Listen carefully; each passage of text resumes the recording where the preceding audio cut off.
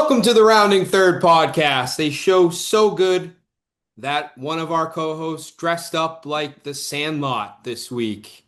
A big shout out to Ops. Ops for me. I will put the differences aside for the betterment of the show. Coach Kevin, how you feeling, man? Coach Zeke's doing pretty well. I did just want to throw this on. I know I've really never done it, but I feel like the Yanks have kind of hit a skid recently.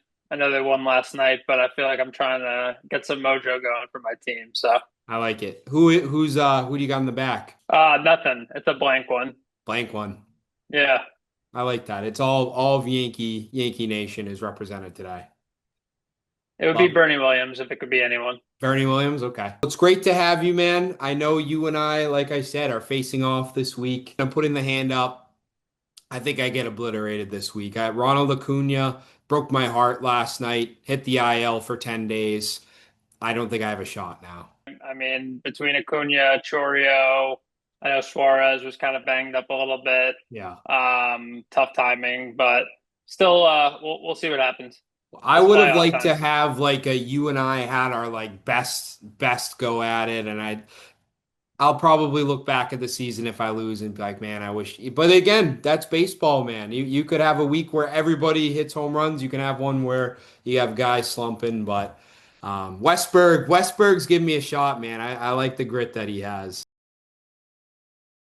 But before we can even get to you and I, we have to look back at Week 16, the week before the playoffs. And I think there is no better place to start than in the office of our commissioner. We had our commissioner taking on, by far, probably the fan favorite of the league, our Wooks. Both these guys eliminated from the playoffs, but just kind of putting some respect on both names. Wooks had one of those years where he didn't draft up the team that he was looking for. Garrett Crochet, I think, was a great pick by Wooks. It was definitely like he has some homer picks in him. That was looking back, someone he could maybe consider keeping if he's not in love with wasting a first round pick. And looking on the Macho Man side, I again think that the right thing for him to do would be to look at Ellie De La Cruz. I think those are two good cornerstone players for them to look at moving forward. The big brother had the better of the younger brother, 602 to 561. Way to end the year, Wooks. We still don't know if you watched the show or not.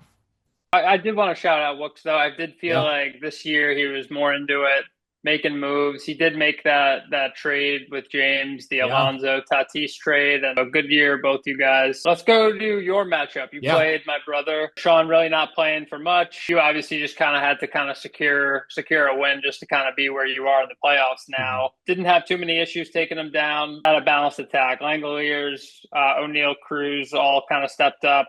Sean, I think one of the break spots, though, and I think he brought it up when he was on with us, was Julio Rodriguez has kind of turned it on as of late. That's Put his up guy. 94 points for him.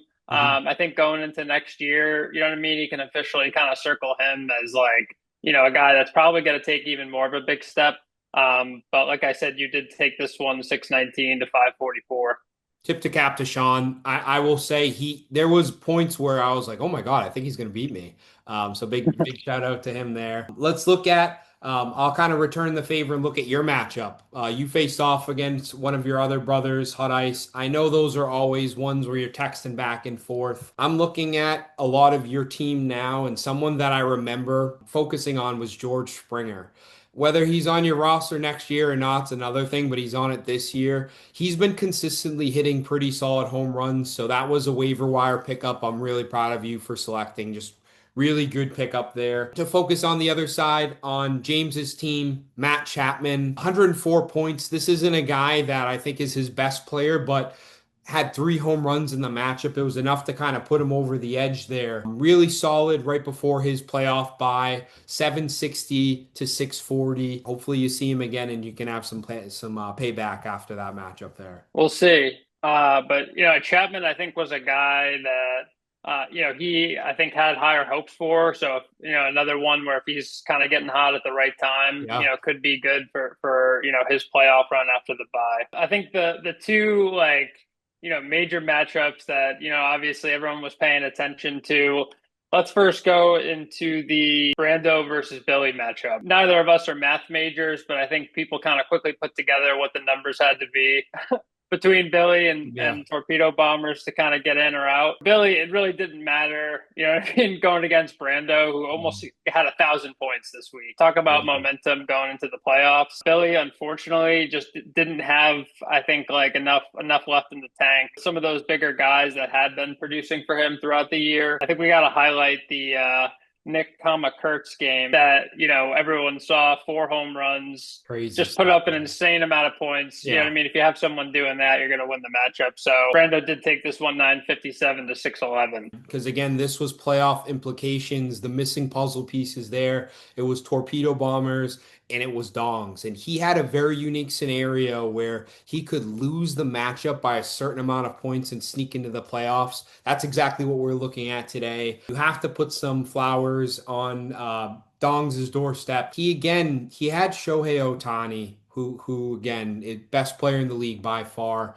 But someone that I did want to call out, Kevin Gausman of Toronto, 18 Ks in a win, 45 points. If you're looking at how close the matchup was, that was probably one of the main reasons that might have separated him over the edge there. And on the Torpedo Bombers side, this is a guy that was on somewhat of a skid. We were calling that out. I remember talking with a lot of folks in the league. You're wearing the Yankees shirt, so I'm going to call out Giancarlo Stanton. Made of glass, but 72 points for the week, 3 home runs. Made it close, 887 to 821, but Torpedo Bombers is playing in the playoffs likely because of Giancarlo Stanton's efforts. So, really cool to see it go down to the very last week. That's what you want in fantasy baseball. For a lot of us, the Torpedo Bombers are kind of like that Cinderella story. Mhm. He had, you know, he had called his shot a few weeks back. He said he wasn't done. Hard not to root for a team like that. The playoffs, they're starting. We're in the midst of them right now. I want to direct this message to the consolation bracket. How you finish out dictates the draft order. So, to the remaining four, good luck. You had a great season. But let's focus on the six that got into the dance. Dongs and Hot Ice, we will give the respect. They had earned the buys for the reasons that they did, the seasons that they did. Let's look at Torpedo Bombers. Let's look at Brando's team.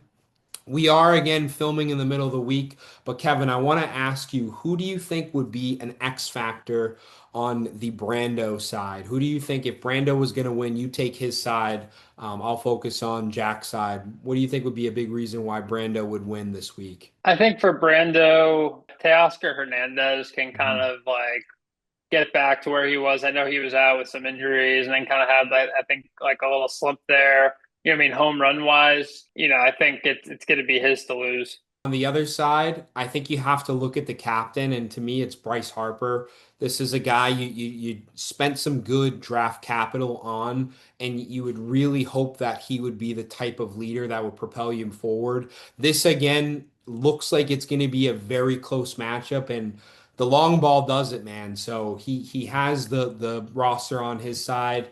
Kevin, I'm going to ask you, kind of making a pick on the spot. Who do you think wins this week?